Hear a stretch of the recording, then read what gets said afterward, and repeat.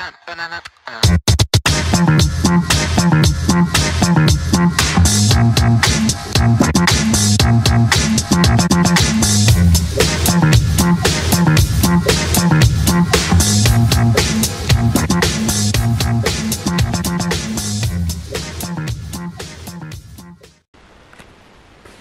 tout le monde, salut à tous, on se retrouve pour une nouvelle vidéo aujourd'hui.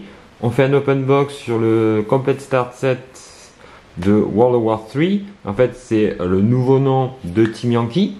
En fait, c'est la volonté de Battlefront de bien créer une franchise un peu Troisième Guerre mondiale et en différenciant les périodes. Donc il y aura Team Yankee, il y aura Oil War et en fonction, bien voilà, vous pourrez jouer des périodes différentes dans cette hypothétique Troisième Guerre mondiale. Alors ce starter il est vendu autour de 35 €, quelque chose comme ça. Moi je l'ai reçu de chez MaxiRev.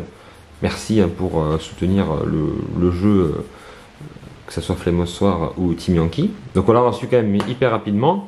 Et moi la première chose que j'ai été assez surpris, c'est la taille de la boîte. Donc quand même elle est assez grosse.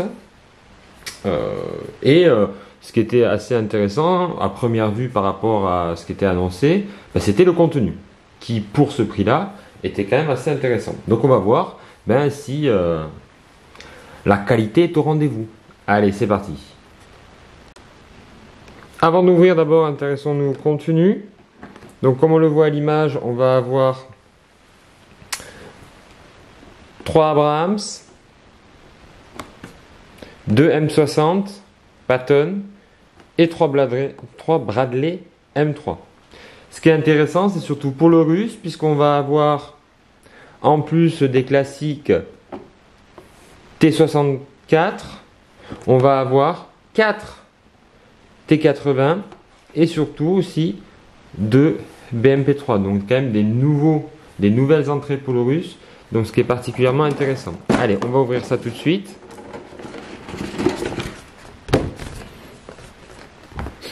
Ça sent bon le neuf. Alors on n'est pas chez du Games avec un petit poster pour nous présenter la boîte. Donc comme d'habitude le vert un peu olive, ça va être le russe. Donc les T63, T80 et BMP3. Et là ça va être l'américain. Donc je vais les sortir et on fera la présentation ensuite en détail.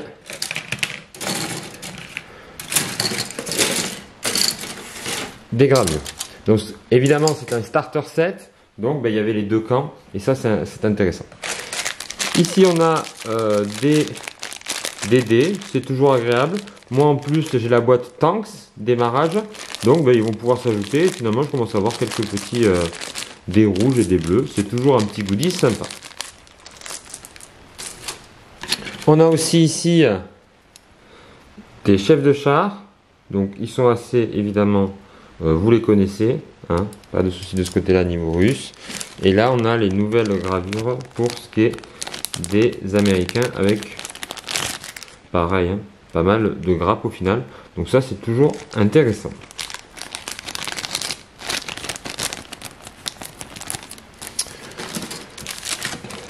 On va avoir ensuite, qu'est-ce qu'on va avoir là?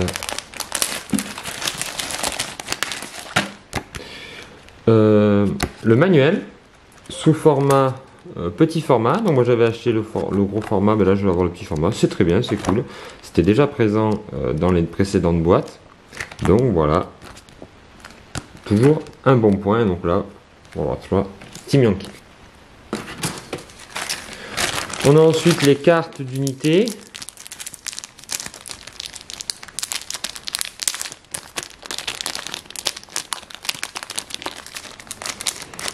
Donc on va les... Je vais faire découvrir. Donc attention, le focus va se faire, voilà. Donc le Bradley M3, le M60 Patton,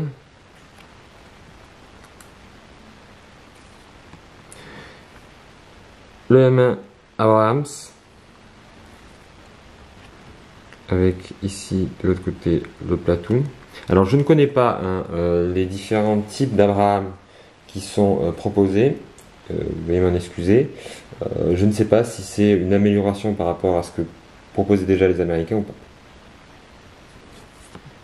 Donc on a ici le BMP3.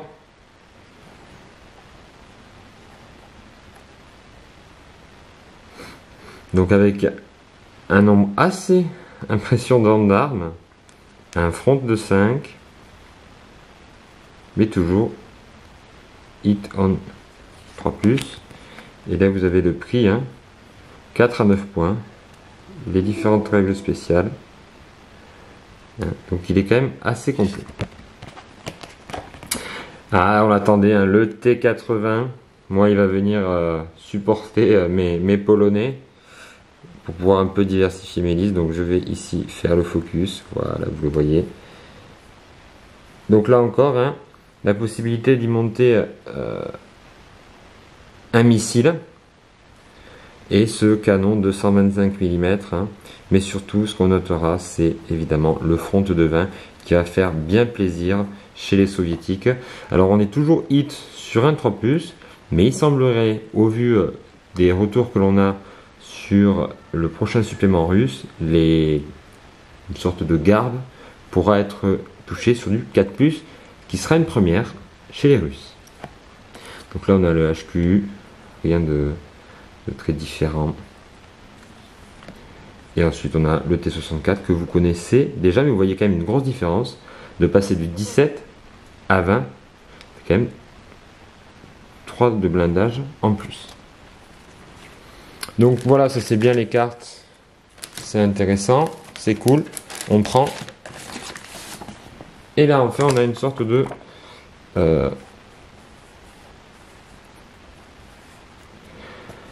starter. Donc commencer ici avec l'explication de combat Team Zulu, voilà, avec bien comment monter votre formation. Ça fait 41 points. Ok, intéressant. On vous dit comment monter, parce qu'on imagine qu'on est là vers quelqu'un qui n'a jamais fait de figurines ou de Team Yankee, et donc il lui faut un peu un pas à pas pour le montage. Et ça, je trouve ça très bien. C'est ce qu'il y avait dans le Tanks. On est dans la lignée en termes de qualité. 48 points. Attention, le soviétique est légèrement plus cher, puisque là vous voyez on est sur du 48 points. Le Breakthrough Tank Bataillon, on va pouvoir aller chercher donc T80, T64 et le BMP Rico. Toujours pareil, on a ici le guide de montage, et là pour aller plus loin, pour pouvoir compléter ces unités. Et là c'est intéressant puisqu'on va vous montrer les Start Force. Alors moi par exemple pour le russe, on a quand même 5 T80, le BMP2, le BMP3 Scout, Gaskin, Sprandel, les Ind, le SU, de quoi faire tenir les volants, puisqu'il y aura aussi des chasseurs, donc ça c'est intéressant. Ça c'est cool, je trouve, qu'ils aient mis des avions au niveau des Russes. Ça me donne envie de l'apprendre. Là, le complet rulebook à A5, ça c'est bien aussi, et puis après le reste. Voilà, alors par contre évidemment, ça je trouve ça un peu cheap d'avoir mis ici les objectifs à découper. Bon, ok, ça coûtait pour 3 € de plus ou 1 € de plus, j'aurais pris bien les objectifs propres, mais bon, on va pas non plus pinailler. Je vais vous proposer maintenant de regarder surtout la gravure du nouveau T80, c'est celui qui est peut-être certainement le plus attendu avec le BMP3. Donc ça c'est le BMP3, donc on est toujours sur la qualité Battlefront, avec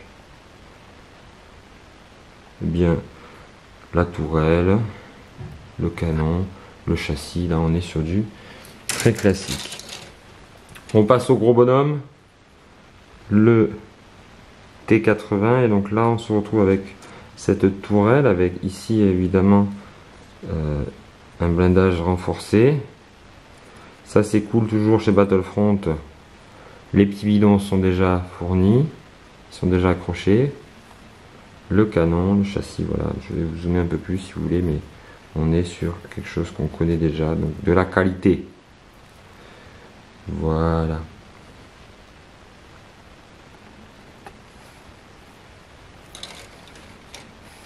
Alors quel bilan pour ce starter set? Moi je trouve qu'il est assez bien, il y a beaucoup de véhicules, on a les règles et tout ce qu'il nous faut pour démarrer. Deux petits bémols. Premièrement, on pourrait penser qu'il y ait un guide, un peu pour guider dans les premiers pas, comme c'était fait sur Flame of War, sur les différentes phases. Je me souviens dans le starter que j'avais acheté, il y avait un peu comment un peu démarrer une partie et les différentes phases. C'est vrai que là, il faut directement aller voir dans les de règles et ça peut peut-être un peu rebuter certains. Et ensuite, les petits tokens, on peut penser qu'ils auraient pu nous les faire. Mais bon, on va pas non plus chipoter. Dans l'ensemble, c'était une réussite. Dites-moi ce que vous en avez pensé. N'hésitez pas à liker et à partager. Et on se retrouve très vite dans la taverne. Allez, ciao!